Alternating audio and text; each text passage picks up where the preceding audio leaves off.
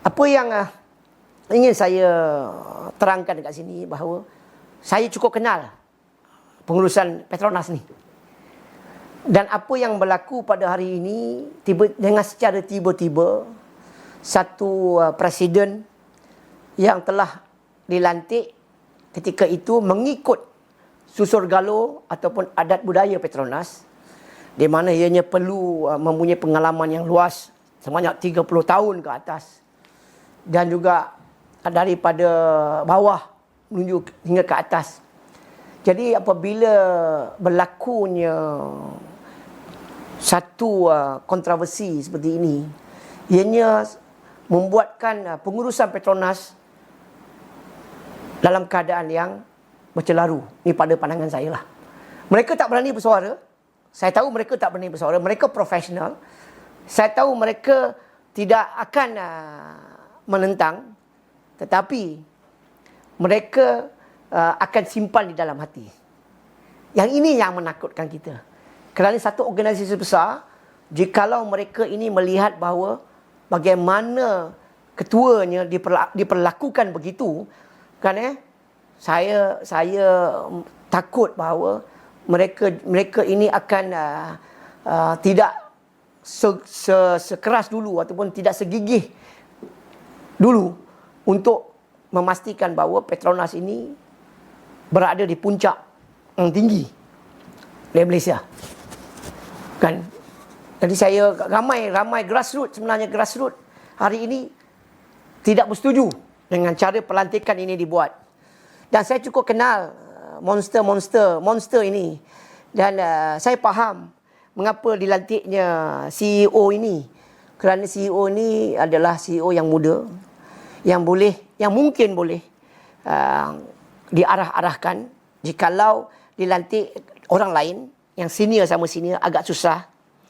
Dengan itu yang muda ini dilantik dan dapat dipergunakan untuk rancangan apa yang beliau rancang sebelum ini, yang saya ketahui, kerana saya juga sebahagian daripada orangnya yang memberi jaminan kepada kerajaan ketika itu untuk dilantik beliau menjadi pengerusi. Kan mungkinlah saya bukan orangnya yang membawa beliau menjadi monster, tapi selebih sedikit sayalah orangnya yang bertahun-tahun lamanya yang percaya bahawa beliau boleh membantu presiden untuk bekerjasama untuk memajukan Petronas pada ketika itu. Monster saya sebut, yang saya maksudkan ini adalah chairman. Chairman ini ialah chairman ketika itu, dan saya pernah ditegur oleh Perdana Menteri bahawa ketika itu bahawa chairman ini suka menyerahkan nama-nama untuk ditukar, dan saya pernah memberitahu kepada beliau bahawa nama-nama tidak eloklah diberikan kepada Perdana Menteri. Kan sepatutnya beliau harus bekerjasama. Apa yang Perdana Menteri kata kepada saya, mereka seperti mana yang dijanjikan bekerjasama, bukan untuk menukar lembaga pengarah dan juga menukar CFO. Jadi yang itu tidak dipersetujui oleh presiden. Itu yang membuatkan percakaran ini berlakulah, di mana permintaan untuk menjadi pengerusi eksekutif tidak dipenuhi oleh Perdana Menteri ketika itu. Presiden adalah presiden eksekutif yang mentadbir Petronas. Chairman adalah pengerusi untuk menjayakan dalam mesyuarat. Tetapi beliau ketika itu mahukan untuk menjadi pengerusi eksekutif, tapi tidak dipersetujui oleh Perdana Menteri.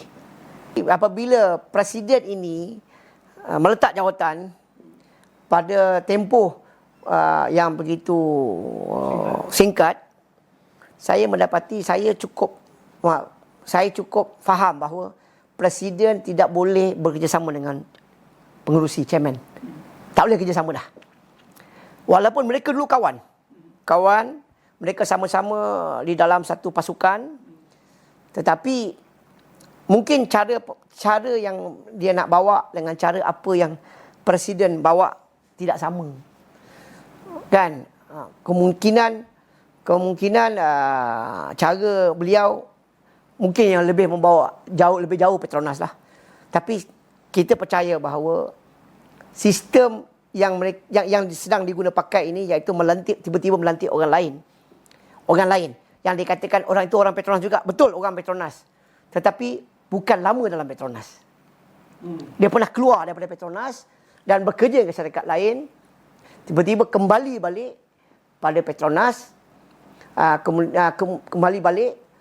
Lepas itu terus lompat menjadi presiden. Di mana ini bukan di dalam budaya Petronas. Budaya Petronas sekurang-kurangnya 30 tahun pengalaman. Kerana ada lagi yang abang-abang senior lagi ada ni.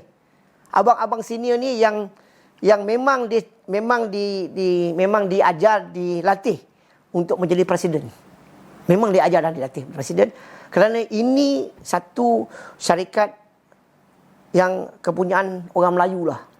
Dan mereka ini memang dilatih untuk memastikan bahawa harta orang Melayu ni, emas, angsa yang bertelur emas ni kekal dan bertambah telurnya. Bukannya dicekik dan diganggu supaya angsa ini kurang mengeluarkan telur emas.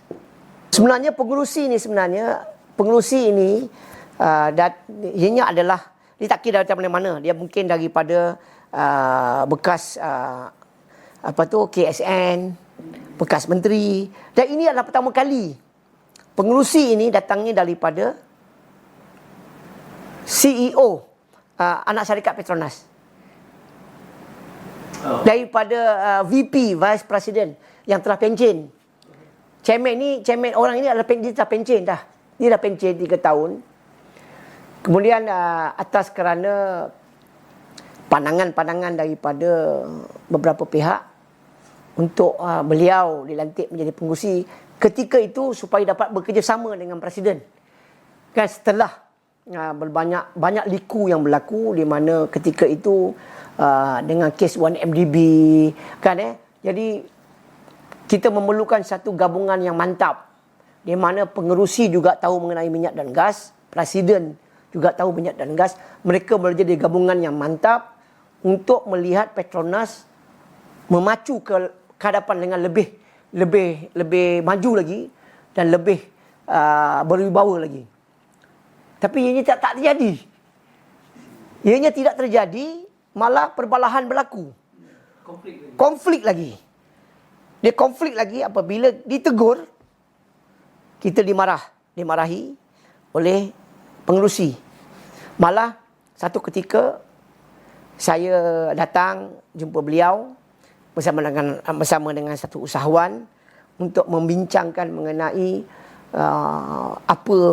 apa yang boleh usahawan ini lakukan. Ketika itu adalah sikit ambil gambar.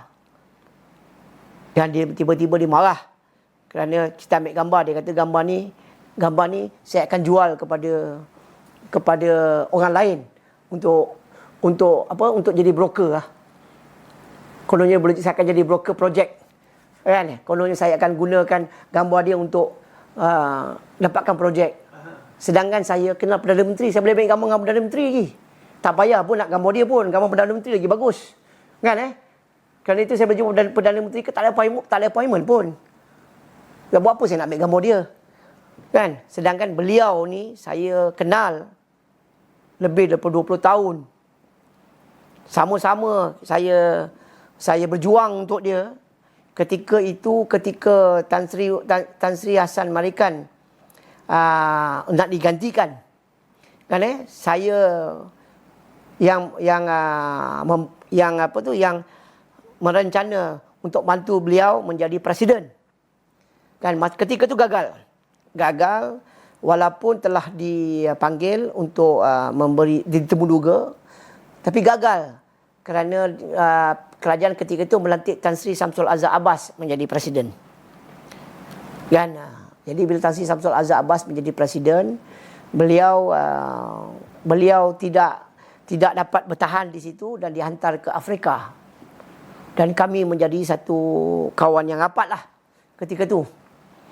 Jadi apabila tadi peluang lagi, saya juga mencadangkan sekali lagi nama dia dalam jawatan presiden.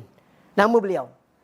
Jadi saya jadi satu kawan yang rapat, kawan yang mau melihat beliau berjaya sebagai presiden. Tapi gagal lagi sekali, di mana Tan Sri Wan Zul dipilih menjadi presiden. Jadi bila menjadi presiden, jadi beliau masih kekal di Afrika sehinggalah kontrak beliau habis.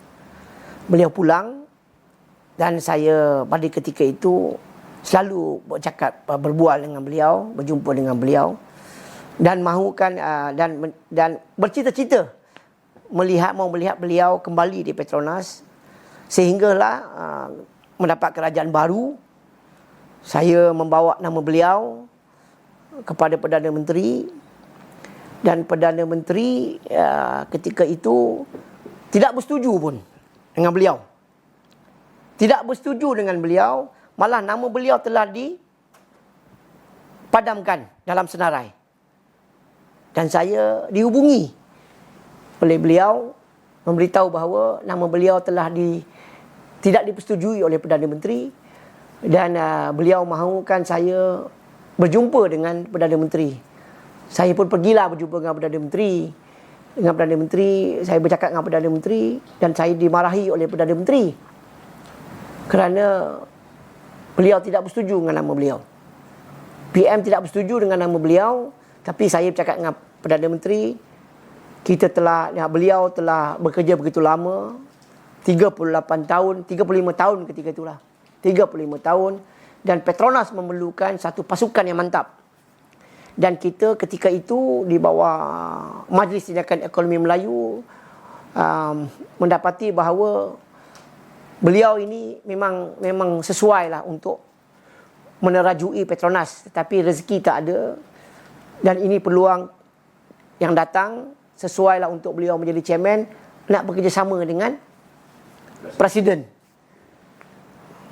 Lalu Perdana Menteri kata okeylah, nanti saya fikirkan dulu bagaimana untuk adakah sesuai atau tidak sesuai beliau menjadi pengerusi. Jadi saya pun pulang. Pada 2 hari selepas itu beliau dilantik. Dipersetujui oleh Perdana Menteri dah tinggallah ia menjadi chairman di dalam Kerajaan Pakatan Harapan.